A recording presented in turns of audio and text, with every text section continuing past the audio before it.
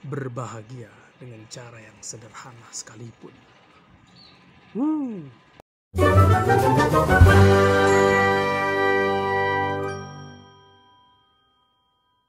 Yo, what's up para penikmat Dupa Nusantara. Bertemu lagi kita di Dupapedia. Hidupkan dupa, nyalakan bahagia. Watau. Siang hari gini memang terik ya. Apalagi di Bali, cuacanya brrr. Tapi disyukuri ya, disyukuri. Karena matahari itu adalah mujizat ya, kan orang yang dari luar sana itu begitu mendambakan matahari. Kita tiap hari ada matahari ya kan, disyukuri cuy. Asik. Apalagi nih kalau ada teman-teman yang sudah menemukan bagaimana cara untuk bisa merasa cukup sedap.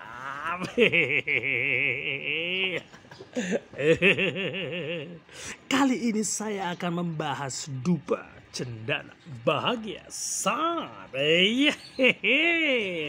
Ini beratnya 250 gram ya guys. Panjangnya 32 cm. Cakep punya nih.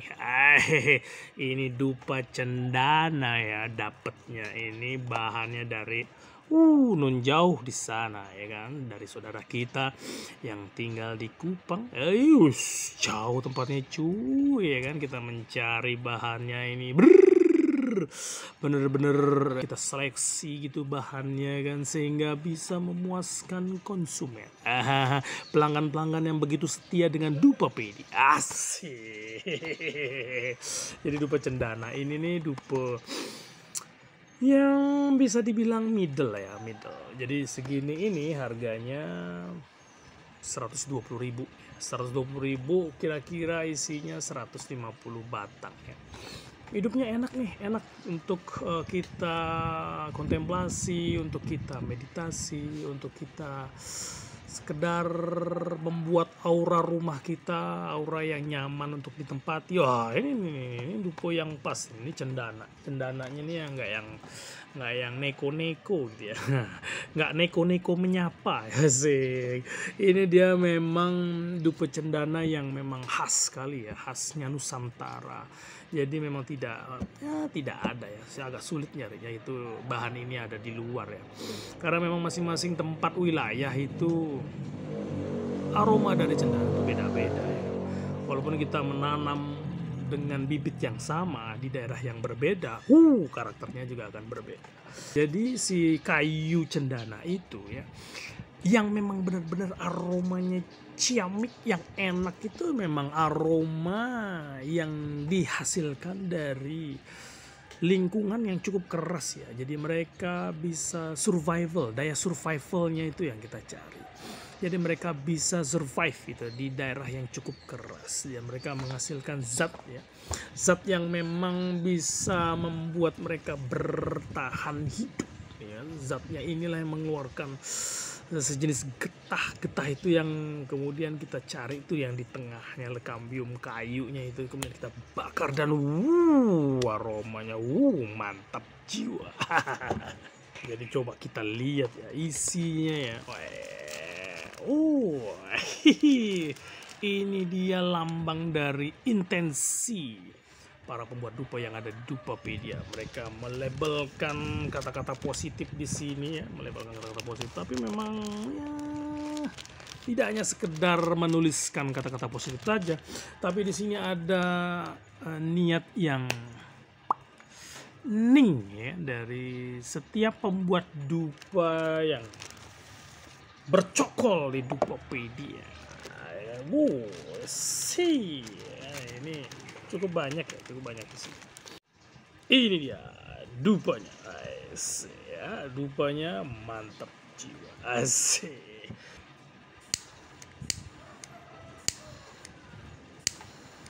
Coba kita bakar ya.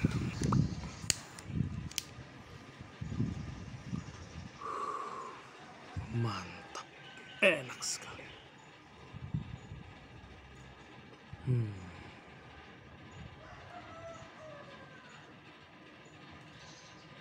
Dari aroma ini kita diarahkan untuk menemukan cara bagaimana untuk bisa berbahagia dengan cara yang sederhana sekalipun. Menikmati dupa ini tak melulu tentang kesempurnaan. Nah, dupa ini justru menemani kita untuk bisa menemukan cara bagaimana merasa cukup. Cukup. Ini.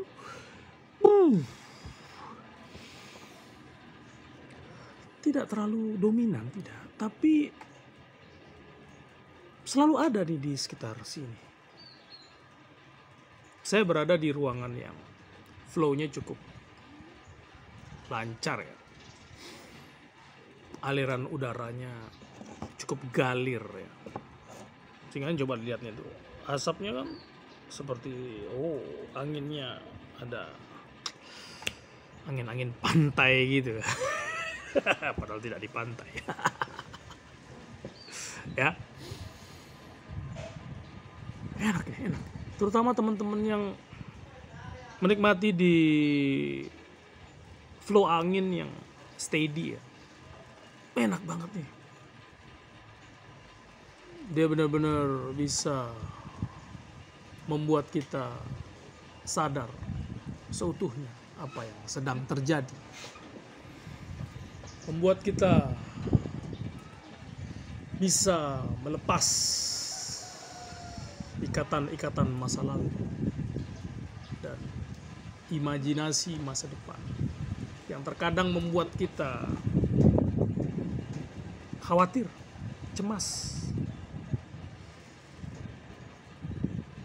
Dan dupa ini mengingatkan kita untuk tetap terhubung di momen saat ini. Willing kita untuk menikmati, mengalami apapun fenomena yang kita hadapi di saat ini.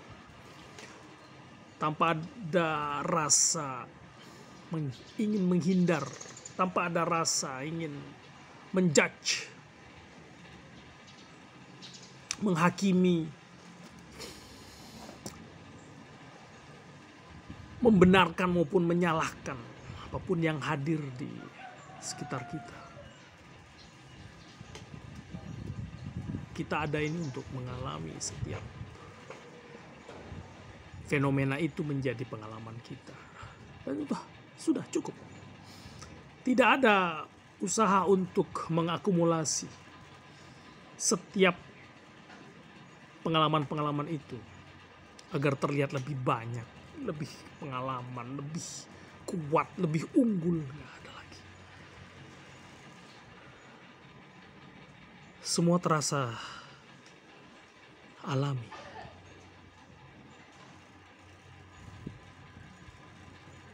Aroma ini seolah-olah bercerita bagaimana asal-usulnya. Bagaimana tanaman dari bahan-bahan yang terdapat di dupa ini bisa mengalir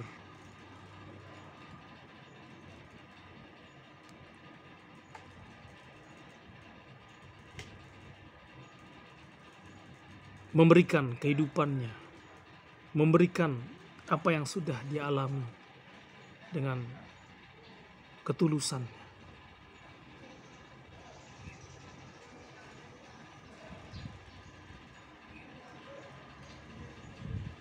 Bagaimana cendana ini begitu berjasa mengalirkan kehidupannya untuk kita agar kita bisa mengalami setiap pengalaman-pengalaman di sini saat ini dengan ketenangan. Banyak dari kita menyimpan memori ketenangan based on frekuensi pribadi ini. Dari masing-masing kita perlu teman-teman pahami. Memiliki frekuensi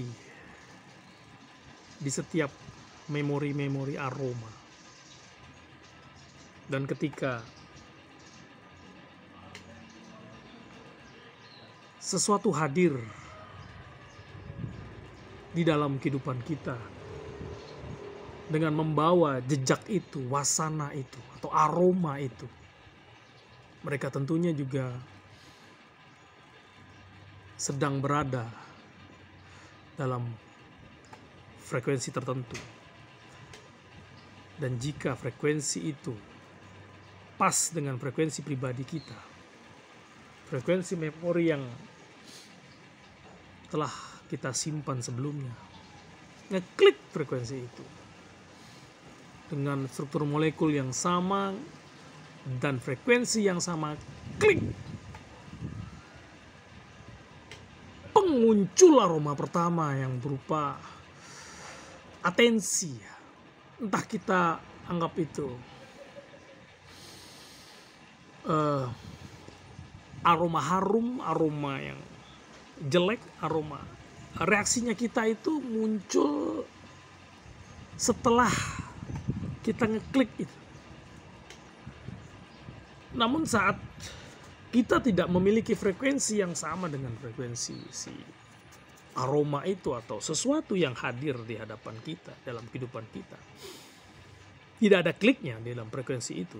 Jadi frekuensi aroma itu tidak ngeklik dengan frekuensi yang ada di dalam diri kita, ya. Kita tidak akan merasakan apa-apa. Apa ini? Apa ini? Bagai seseorang yang awam ya tentang musik, mendengarkan musik jazz, apa itu? Lagu apa itu? Kayak gitu kan? Nggak match. Namun ini kita juga, kapasitas saya juga tidak berusaha untuk menghakimi siapapun yang memang tidak paham dengan musik jazz. Jadi orang punya selera masing-masing, ya. Jadi ada yang mungkin kebetulan ngepas gitu dengan selera musik jazz. Dia menikmati aliran cinta itu. Dia menikmati keindahan yang disajikan oleh si seniman. Seniman yang sedang memainkan alat itu atau yang sedang bergelut dengan seni musik itu. Begitu juga di aroma ini. Seni aroma kami ini sudah kami selipkan dengan intensi dan atensi tertentu, ya. Dan untuk teman-teman yang memang belum sempat merasakan, belum bisa merasakan, mungkin bisa mencobanya sekali lagi, ya. Atau bisa mencobanya di lain waktu, maybe next. Dan kebetulan mungkin, ya, aroma-aroma yang kami sajikan melalui seni aroma, ya, seni aroma yang kami buat ini, itu bisa diterima oleh orang-orang yang sebelumnya memang pernah kena masalah. Jadi mereka perlu pegangan, perlu ketenangan, perlu kedamaian. Mereka perlu something new yang mendobrak ruang kejenuhan dalam kehidupannya mereka. Dan kebanyakan dari mereka ya memang kadang-kadang ya tidak terlihat seperti orang suci, tidak seperti orang berspiritual tinggi. Orangnya terlihat biasa aja, tapi penikmat gitu. Biasa dalam arti ya tidak, orang Bali bilang ngenah gitu, ya, tidak, nggak kelihatan. Cara bicaranya juga tidak terlalu arogan, ya, menunjukkan betapa mulianya mereka. Nggak pernah begitu. Biasanya sih penikmat seni aroma ini yang tampil sederhana. Dan dalam percakapan saya dengan mereka yang bisa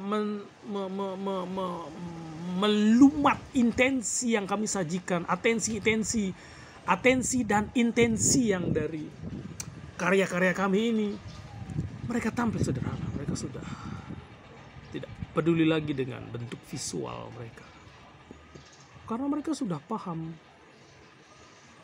penataan di Buana Alitnya. Perlu teman-teman ketahui Buana Agung, Buana Alit ya. Buana Alit itu yang ada di dalam diri kita, dalam batin kita. Sedangkan Buana Agung itu ada sesuatu di luar. Apa yang ada di dalam itu sama dengan yang ada di luar. Kata-kata ini adalah intisari dari sebuah prasasti yang tertulis ribuan tahun yang lalu. Apa yang ada di dalam sama dengan apa yang ada di luar. Dan ternyata dari penelusuran para ahli yang memang sudah banyak mengkaji pengetahuan ini, pengetahuan tentang Buana Agung, Buana Alit, jika berkesimpulan, jika Anda ingin merubah kehidupan Anda ingin merubah dunia Anda rubah terlebih dahulu batin Anda rubah terlebih dahulu kondisi yang terjadi di pikiran Anda, perasaan Anda rubah terlebih dahulu bagaimana kita menangkap setiap input yang masuk ke dalam ruang batin kita.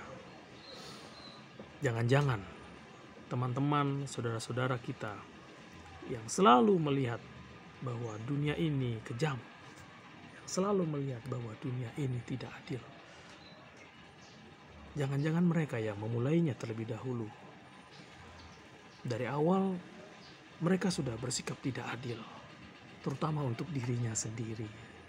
Sedap gak tuh? Asik. Ya. Bakar dupa ini kok bawaannya ngocehnya tuh santuy gitu.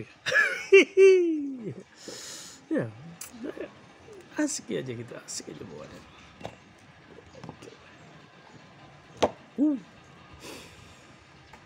Cuma 120.000 ya, 250 gram. Teman-teman yang beli sekilo ada, kita punya juga produk yang sekilo. Kemasan 1 kilo tuh ada, harganya lebih murah, 350.000 aja per kilo. Ini memang sudah best seller nih di luar Bali, ini udah best seller. Cakep, enak. Mungkin ada juga yang mengeluh ya, gitu, wah hidup saya ini kok tidak pernah berubah gitu, mentok, gitu-gitu aja gitu. Coba rubah fokus kita, perhatian kita itu kita rubah. Jangan-jangan perhatiannya selalu di arah jalan kebuntuan. Dan kita selalu memang merasa kita yang memang mulainya duluan. Di awal tuh kita yang memulainya bahwa sudah buntu, sudah tidak ada jalan lagi ya. Buntulah. Tapi kita rubah pertanyaan dalam percakapan batin kita.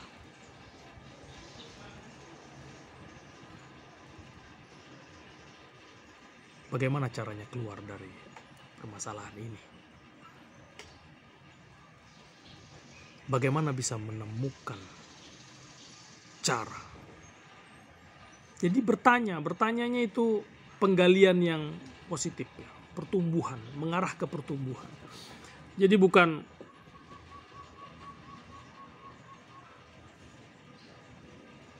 bergaya keluhan, mengeluh. Apa salah saya? Mengapa saya dibeginikan oleh semesta? Mengapa saya diperlakukan tidak adil oleh dunia ini? Oh, jangan-jangan banyak teman-teman di luar sana yang mengalami hal ini juga, yang sama persis dengan apa yang saya katakan. Jangan-jangan di awalnya memang suka itu dengar drama gitu, lihat yang tragisnya dunia ya. Ya siap-siap Anda juga akan mengalami tragis itu. Ya bukan menjudge, tapi kan kita sedang mengupas ya, mengupas pengetahuan tentang apa yang ada di dalam itu sama persis dengan apa yang ada di luar. Karena apa yang ada di luar itu adalah proyeksi dari apa yang terjadi di dalam. Itu pengetahuan yang cihui bargucuy, markucuy kucuy. Ya. Hidupnya asik nih, hidupnya enak. Mungkin bagi teman-teman yang ngerasa habis bakar rup ini kok bawaannya ngantuk, memang itu yang dibutuhkan ya, memang itu yang ternyata. Jadi si dupa ini membimbing kita untuk kemana seharusnya kita. Jadi setiap orang begitu personally masalahnya, begitu juga solusinya. Sehingga ini dia bukan obat mujarab, bukan. Ini dia hanya fasilitator. Kami mendesain karya seni aroma ini sebagai fasilitator yang ning. Bukan fasilitator yang persis teman-teman mungkin pernah dengar Pasupati yang bisa mengobati, Pasupati yang bisa tidak. Ini kami di Cendana Bahagia ini kami desain untuk kejernihan. Dan ketika teman-teman ingin mengarahkan kemana, ya silahkan, itu keputusan Anda. Itu keputusan teman-teman yang menggunakan dupa ini. Mau mengarahkan kemana? Mau mengarahkan pengobatan boleh, ke pemulihan boleh, ke arah yang kiri juga bisa, kanan bisa. Fine. Karena yang jelas ini ning ya, ini persis seperti cermin. Anda mau pantulkan kemana, Anda mau proyeksikan kemana itu energi cahayanya, diproyeksikan kemana, dia akan mengarah ke tempat di mana Anda fokuskan.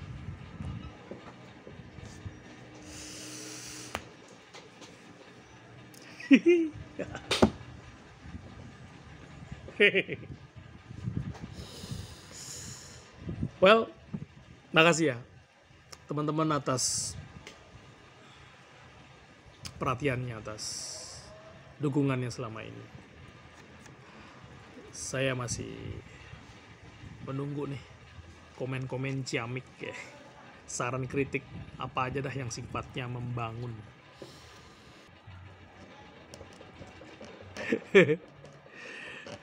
Tapi terus terang nih, saya suka sekali nih angle dari kamera saat ini nih, enak gitu bawaannya, nggak capek.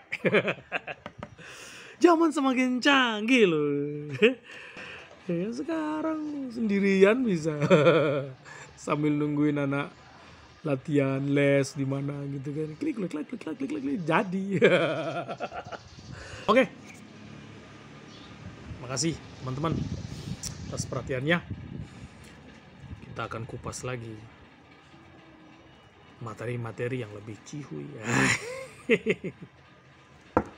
Thanks ya. Saya Inyoman Mahabudi. Watau.